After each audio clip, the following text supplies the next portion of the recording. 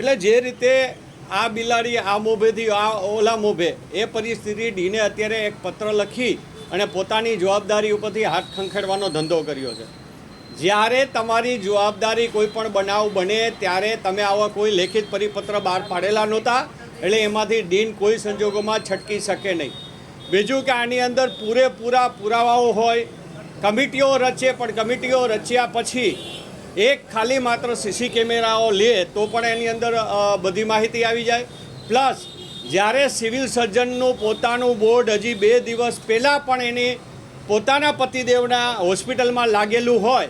તો હવે જે બિલાડી પોતે જ દૂધ પાસે બેઠી હોય અને એને બીજાને એમ કહે કે તમે દૂધ ના પીતા, એટલે એનો મતલબ જ નથી। આ પ્રશ્નની અંદર સત્ય જો લેવામાં નહીં આવે, બીજું કે સિવિલ સર્જન પોતે જ્યારે આવું કરતા હોય તો સરકારશ્રીએ, રાજ્ય સરકારના મંત્રીશ્રી અને આરોગ્ય સચિવશ્રીને મારી વિનંતી છે કે તાત્કાલિક પહેલાં તો આ જેના પોતાના બોર્ડ લાગેલા હોય એને આમાંથી છૂટા કરવા જોઈએ, સિવિલ સર્જનને પોતાને છૂટા કરવા જોઈએ, કારણ કે પોતે પણ પ્રાઇવેટ પ્રેક્ટિસ કરતા હોય ત્યારે એને આ તપાસ સમિતિમાં પણ ન હોવા જોઈએ અને અત્યારે સિવિલ સર્જન તરીકે પણ ન હોવા જોઈએ, એટલે એને તાત્કાલિક છૂટા કરવામાં આવે અને આ વસ્તુ કરવામાં નહીં આવે અને આમાં સાચો હકીકત બહાર પાડવામાં નહીં આવે તો આ પ્રશ્ન અમારા વિરોધ પક્ષના નેતા શ્રી તુષારભાઈ ચૌધરી અને અમિતભાઈ ચાવડા વિધાનસભા સુધી પણ લઈ જશે। જરૂર પડશે તો અમે સંસદની અંદર પણ કેન્દ્રના આરોગ્ય મંત્રીશ્રીને પણ પત્ર લખી અને આની સત્ય બહાર આવે અને જે લોકો આની અંદર અત્યાર સુધી પગાર લીધા છે એના તાત્કાલિક પગાર રોકવામાં આવે અને આ બધાનો આગળનો 6 મહિનાનો પગાર પણ સરકારમાં જમા કરાવવામાં આવે, એને દેવામાં ન આવે। આ અમારી માંગણી કોંગ્રેસ પક્ષની અને એક ગુજરાતના જનતા તરીકે આપે જોયું હશે કે એમ્સ સિવિલ હોસ્પિટલ માટે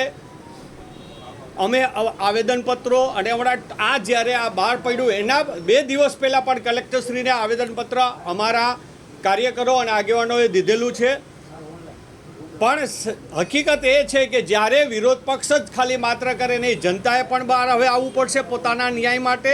અને સરકારશ્રીએ જો આવી લાલિયાગીરી જ કરવાની હોય તો સરકાર પોતે એમ કહેતી હોય કે આરોગ્ય પ્રથમ, તો આરોગ્ય પ્રથમની અંદર જ કૌભાંડ થતા હોય અને એ પણ સિવિલ સર્જન પોતે પણ પ્રાઇવેટ પ્રેક્ટિસ કરતા હોય, એના બોર્ડો ભૂતકાળમાં પણ આપણા મીડિયા માધ્યમ દ્વારા દેખાડવામાં આવ્યા છે અને આ બનાવ બન્યા પછી પણ એના પતિશ્રીના હોસ્પિટલની અંદર એના બોર્ડ લાગેલા હોય અને છતાં એને સિવિલ સર્જન તરીકે બેસાડવામાં આ સરકાર હોય તો સરકારની એવી કઈ મજબૂરી છે કે આને અહીંથી છૂટા? હરેક વસ્તુની કે પ્રોફેસર શ્રી હોય તો પ્રોફેસર શ્રીની જે નવા સ્ટુડન્ટો હોય જે મેડિકલના એને ભણાવવાનો ટાઈમ એક ફિક્સ્ડ હોવો જોઈએ અને એ તબીબને જો ક્યાંય એને ત્યાં સિવિલ હોસ્પિટલની અંદર ડ્યુટી દેવામાં આવે તો એની ડ્યુટીનો પણ સમય હોવો જોઈએ। કારણ કે આજે જ્યારે પ્રોફેસર તરીકે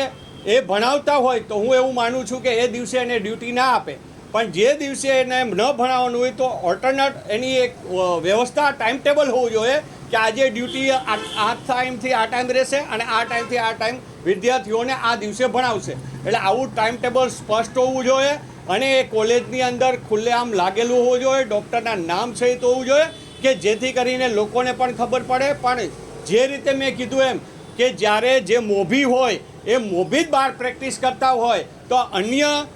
નીચેના ડૉક્ટરોને કોઈ સંજોગોમાં કહી ન શકાય, એટલે પહેલાં મોભીને બદલાવા જોઈએ અને મોભીને બદલાવ્યા પછી ઓટોમેટિક આખું આ સિસ્ટમ થવી જોઈએ। પણ જે રીતે ડીને પરિપત્ર બહાર પાડ્યો એટલે એ ડીન પોતે અત્યારે જે થઈ ગયું એમાંથી હાથ ખંખેડી અને એ ભાગવા માંગે છે, પણ હકીકતમાં ડીમની પૂરેપૂરી આમાં જવાબદારી છે અને ત્યારે આ બંને જવાબદાર વ્યક્તિઓને સરકારે